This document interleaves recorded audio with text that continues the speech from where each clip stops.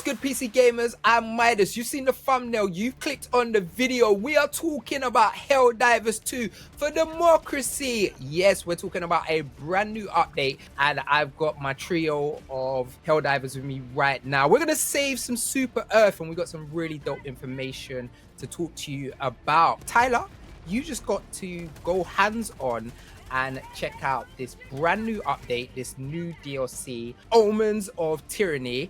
How are you feeling today? And just really quickly, how was your experience? Yeah, it was a lot of fun. I got to go over to one of Sony's offices, play with Johan Peilstadt, the creative director. Is that right, Morgan? He was he's CEO. like chief creative officer these days. Yeah. So that was really cool. The big news is the Illuminates are here, the third faction finally. But there's also other stuff in the update, some new urban environments, a 4-person recon vehicle, which I believe that leaked a long time ago, or people found, that stuff in the game files. So it's been anticipated for a long time, pretty fun. And then, one minor thing I played with was, I believe, the first melee weapon in the game, which is a stun baton. Before we get into breaking each down, we've got Morgan, who is our Helldivers expert. Morgan, they lied to us. What do you mean? Super Earth, they lied to us. What's going on? How are they back? I know, it's crazy. Who could have possibly foreseen this event? The Illuminates, I think in the fiction, they're like this faction that was beaten by the Helldivers like 100 years ago in the first game, and they for sure were gone. And it's just such a huge surprise that they're back. Yes, so surprising to all of us. So Tyler, initially looking on your capture, the first thing that came out to me, this was just giving me War of the Worlds vibes. I mean, that's exactly what Johan said was one of the inspirations. War of the Worlds, they live. It's your archetypal alien invaders. They literally fly like flying saucers onto the map. And it's not just the Illuminates that you're fighting themselves. They also have human abductees who are basically like zombies, hordes of zombies that I believe they're called the Voteless, which is appropriate. That's Super Earth's name for them because they've been corrupted by the Illuminates and therefore have lost their right to democracy. Really tragic for them. But that creates kind of... I think a typical sort of video game enemy structure where you have like hordes of sort of squishy, fleshy guys running at you. So you want to have, crowd control. You want to have, flamethrowers, things like that are useful. And then you have the Illuminates, which are more heavily armored, scary. So some of them fly. That's really annoying. I'm not like Morgan as far as my hours played in the game. Mine are a tiny fraction, so I was really just following Johan's lead and letting him handle the objectives while I just tried to stay alive and be as helpful as I could. It was a challenge, I'll say that, and he told me that this is intended to be hard.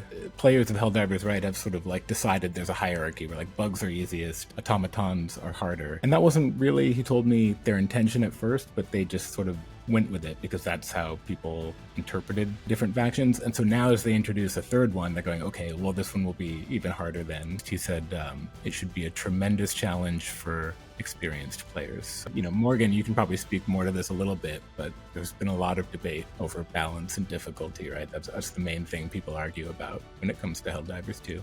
Yeah. I mean, hearing that it's supposed to be harder, I think a lot of people will really love that news. Because, I don't know, the team's already super tough. Even after they buffed all the guns and made some of the bigger enemies easier to kill, it's still a really hard game. It's very, especially if you crank it all the way up to like 9, 10, and 11 difficulty, whatever they're at now. But yeah, this new faction, just from watching you play it, like it looks pretty different. Like we already have a form of zombies in the bugs, because they swarm you. They come after you, and they try to overwhelm you with melee, while some sort of pick at you from far away with ranged attacks. But this felt a bit more dense. Like, these zombies are like bigger targets, and therefore like a bit harder to, or maybe even easier to just like mow down in numbers, but also like hard to shoot around. It seemed like for a lot of that mission I watched you play, you were like trying to shoot over the zombies and like try to even get a view of the actual Illuminate guys like 40 yards behind them, just wailing at you guys with like blue lasers. Which, yeah, like so much of Helldivers 2's difficulty is kind of like that Left 4 Dead dance of like trying to stay on the move but not like completely ignore the enemies, so they're just gonna keep piling up. And yeah, this does seem like a different dance. It looks pretty cool. Tyler, you look like a badass taking down them flying saucers. Like, how good did that feel? It did actually feel pretty good. I think I did get one with a missile there. I don't remember because I was panicked the whole time running away, but I love that just archetype, the flying saucer. I just personally like a big fan of like classic alien fiction, and when I was a kid I was obsessed with Greys. I was obsessed with, I was on whatever the internet was at the time, CompuServe, on paranormal forums watching X-Files, so like I was really delighted to see just classic, alien horror stuff is one of my favorite things, so it was cool. And I liked the new sort of urban environments. It didn't feel like a massive change, but being able to sort of like run around these more densely packed streets. I don't know. I mean, since I was doing so much running, maybe that just appealed to me, that I could try to get away and like get around the side of a building. But I think it's just some variety for people. I imagine, Morgan, if you've played a lot of hours, you're getting maybe slightly tired of seeing the same landscapes over and over. Yeah, that's certainly one of the reasons why Helldivers like eventually be like, oh, okay, I've had enough Helldivers. Like these planets, there's lots of planets, but there's only a handful of biomes. The rest are just like small details, like color variation of foliage and what modifiers are on the planet. Like if it's super hot or super cold, that does some things to your equipment. Urban environments, yeah, like I kind of agree that it's not like a huge change. Like it looks interesting. Like, could you tell how much of the planet was city? Because it looked like you guys were in a city spot, like for an objective, and then maybe moved outside of it back into like normal planet stuff. Yeah, I should have zoomed out and looked at the map a bit. I think I did at some point, but yeah, there were kind of sections of the map that had buildings, and then there were just, your typical sort of war-torn terrain between them. So it's not that you're like diving into like New York City. You're diving into like a normal Helldivers map, and then there's areas that have sort of city streets and buildings. Like a square block here and there of buildings, or a couple blocks. Yeah, maybe more than one block. I wish I could remember exactly, but yeah, the update is like dropping right away as we're publishing this video, so we can all go check it out. Now, traversing around in Helldivers 2 is a huge part of the game. We're going from this part of the map to that part of the map. And we're getting what everyone is wanted. We're getting a 4-person vehicle, all right? It's bringing me back to the old days of Halo. But it being Helldivers, it's not just as easy as that. You're not just going to press a button and just be able to drive. So you look like you were struggling in these vehicles. We were struggling. Tyler. Like, what was going on? Why is it so difficult to use these 4-people vehicles? So there's a clip where I get into the driver's seat accidentally. And then Johan's like telling me what to do. And very quickly, I'm like, I don't want to drive. I'm like looking for the button to get out. Because one, I don't play games with the controller too much, so I'm looking at the PlayStation controller being like, what button does what? But then two, it's not right trigger you drive forward, and then like left trigger you brake or go in reverse. You have to switch the gearbox from like drive. You have to put it from drive into reverse if you want to go reverse. So they've added, it's a very Helldivers thing to do, right, is to add some kind of complication to it. It can't just be simple. There has to be moments of panic. I mean, it's like, having to put in like a sequence of button presses to like do an objective, right? It's not just you hold one thing down. So I thought that was a clever thing to do, because it creates those moments of panic when you're like, I don't know, you've driven into like an alleyway or something, and now there's like a horde of Voteless coming at you. You need to reverse. You're panicking. You forget that you actually have to switch it into reverse. He said they were inspired by PUBG, which makes total sense. You will all ragdoll out of the vehicle if your driver flips it. So yeah, it makes it easier to get between objectives, but it also creates lots of opportunities for squad wipes and goofy stuff. It seems like the right way to implement this in this kind of game for sure. It looks perfect, yeah. Like kind of what you said, the having to shift gears, that just feels like the Helldivers way. The gearbox itself being like the stratagem equivalent of how you kind of like get used to this thing, because you do get used to it. Once you have like 50 hours in the game, like you don't have to look in the upper left to know what the reinforcement stratagem code is. You just punch it in like half a second. And I think that's probably what they're going for here. Like, get good at driving, and it's like actual driving where you don't look at your gear shift. You just absolutely wonderful to hear that if you flip it, everyone just goes flying, because everything in Helldivers that is powerful should also be able to kill you in a moment. Exactly. And I saw you taking down some Voteless using that mounted machine gun, Tyler. Yeah, that's true. I think at some point we just like parked it on a hill, and I just happened to have a good perspective over a bunch of Voteless coming at us. So you can use it as like a stationary machine gun too, because it has that top mounted gun. So it's a pretty useful stratagem. I think people will use it mostly for the novelty of it, for the antics, but it's definitely worth having, especially if, I don't know, Morgan, like, are people really completionists? Do they like driving around the map and doing absolutely everything they can? I mean, yes, they are. Yeah. When you play with... Go ahead. Just even on missions that have nothing to do with the Illuminates, I think people are gonna like try to turn this into like a new speed running technique, to be like, we're just gonna 100% this map by driving around as fast as we can. I don't know. Hopefully that leads to some funny highlight. That's kind of like what me and my friends have been waiting for. Like, we're not speedrunners or anything, but man, like the 80th time you just you happen to get an objective that's across the map from the other one, and you're like, can't wait for vehicles. Yeah, it's pretty huge. I know all of my friends are going to be playing Helldivers this weekend. Pretty excited for it. One of the things that stresses me out is whenever a charge is coming for me and I have to dive out of the way, and I'm like, why can I not just melee that charger in its skull? You can. Talk to me about the stunt Baton. Yeah, well, I think Johan said specifically, don't think you can start hitting, what do you say, a 500 kilogram beast with a stun baton.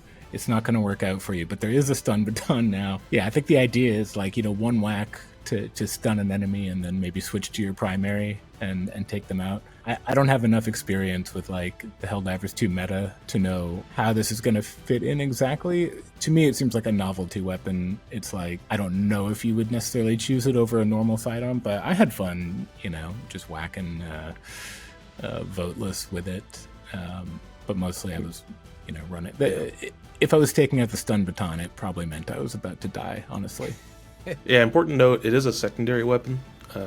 It's not your primary slot. Instantly, I think will make it more attractive to people who just sort of throw in like a default powerful pistol into that slot and usually don't use it much, like the revolver or something.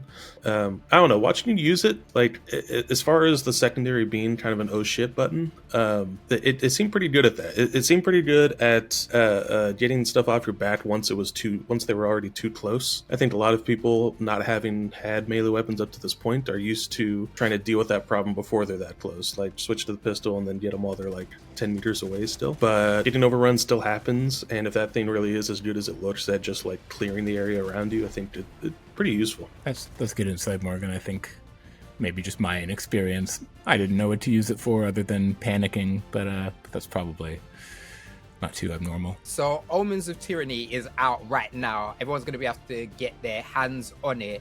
But I'm really shocked that we got such a big update for Helldivers 2. We got a lot from this game in the first year. What do we think that year 2 is going to look like? I'm going to start with you, Morgan. What do you feel like? What do you want? What are you excited about? Yeah, so I doubt Arrowhead would put it this way. I'm sure they have big plans, but adding the third faction kind of gives the sense that the game is now at sort of a base level of completion. That like that third chunk of the map has been blank this whole year leading up to this point. And Helldivers 2 now has like essentially the same content as Helldivers 1. Like, this is the point they were always going to get to. So I think year 2 might be a bit of a quieter year. And there's other features they've sort of talked about they haven't gotten to, like weapon customization, like attachments and that sort of thing. Just stuff that completely doesn't exist right now. Pilot is like always talking about expanding players' agency in the Galactic War. So like the Illuminate, they're launching with like zombies, some flying guys, flying saucers. They're probably going to add even more stuff. There's probably going to be some equivalent of the Bile Titans someday for the Illuminates, and if they're already working on that, that might be like the big thing next year. Tyler, this seems like very much for the hardcore Helldivers fan base. How much is this going to entice new players to actually jump into Helldivers 2? Yeah, I don't know. I think just the like buzz and energy around it could bring people in, even if the Illuminates are intended to be a harder difficulty. I mean, I don't think you would be starting with Illuminate missions probably. But seeing a game be active, seeing people be excited about it, seeing it get big free updates, I think, of course, that is going to attract new people. It's kind of hard to believe that this game isn't even a year old yet, and we're at the end of the year release talking about the biggest update it's had yet, a whole new faction. I don't know what the next years look like. I mean, you have a success as big as Helldivers 2, right? You don't just walk away from it. So they're going to be, I'm sure, they have a big plan for the next year and beyond. And that's what it sounded like talking to Johan. They're going to keep working on Helldivers 2 for, I think, as long as people will play it. So I'm super gassed for Omens of Tyranny. Really quickly, what are both of your hype levels? I mean, pretty high. Like, I feel about as excited for this update as I felt like when the game was new. Like there's a bunch of new unknowns that just been dropped on our plate, and that's huge for the game. Gosh, I don't know. I think I'm just happy that I didn't embarrass myself too badly playing with Johan. I don't think I team killed him too many times. Definitely let him take care of the objectives and just tried to be backup, but that's all I care about. I got through it.